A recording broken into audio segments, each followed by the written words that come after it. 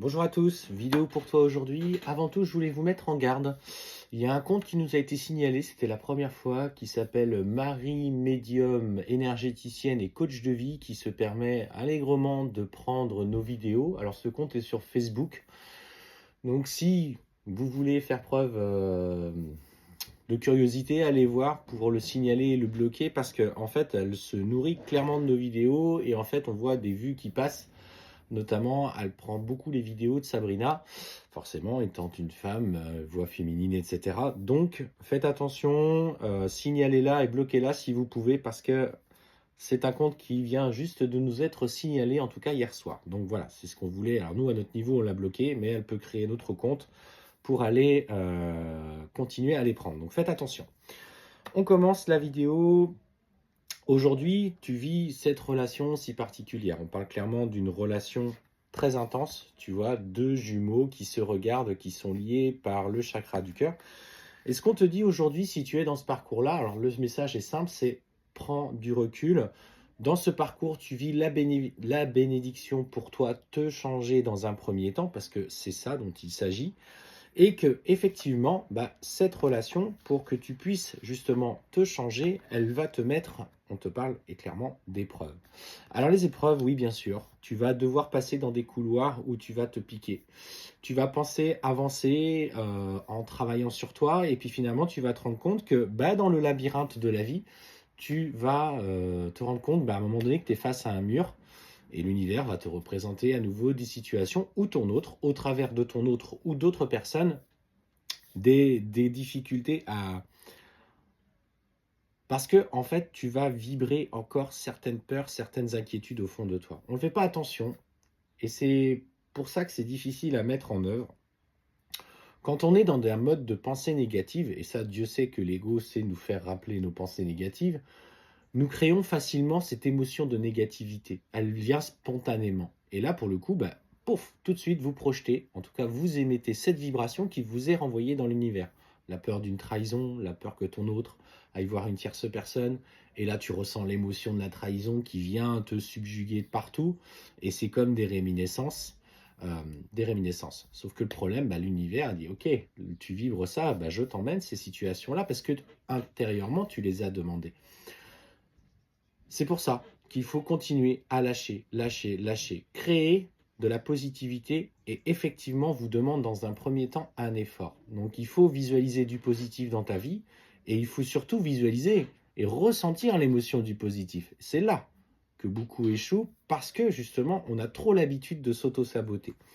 Donc face aux épreuves que la vie va te présenter, tu vas être toujours dans ce cercle un petit peu vicieux, qui va te mettre à nouveau en travail, te représenter les mêmes situations pour que tu les dépasses et que tu les comprennes.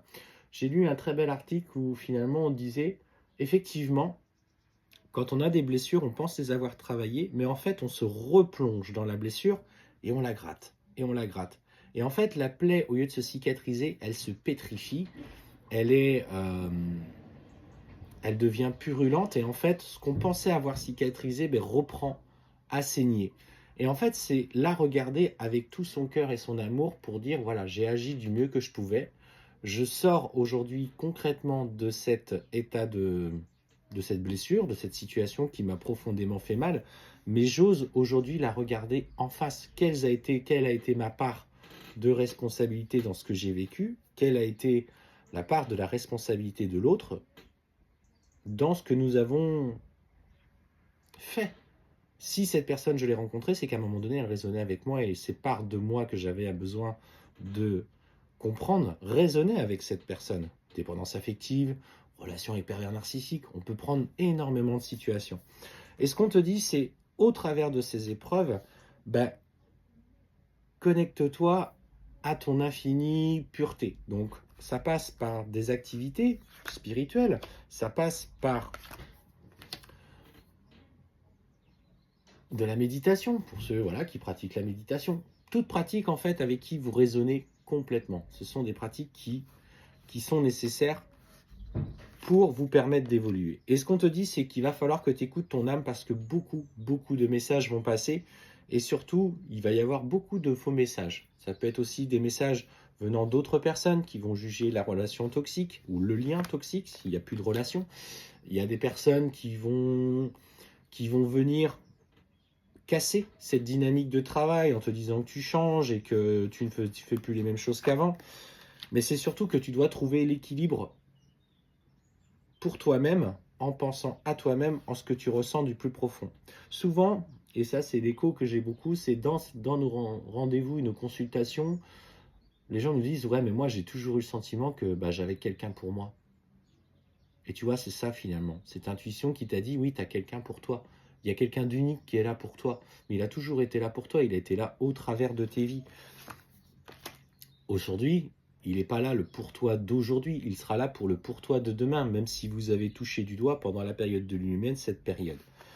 Et voilà, ce qu'on te dit, c'est que tu vas être aussi sabordé par ton mental, qui va venir clairement te mettre des contraintes et te placer des contraintes sur ton chemin. Et c'est en dépassant ce mental, ces contraintes, ces relationnels difficiles qui est autour de toi, que du coup ton autre reviendra. Parce que ton autre revient qu'à condition que tu aies trouvé cette sagesse au fond de toi.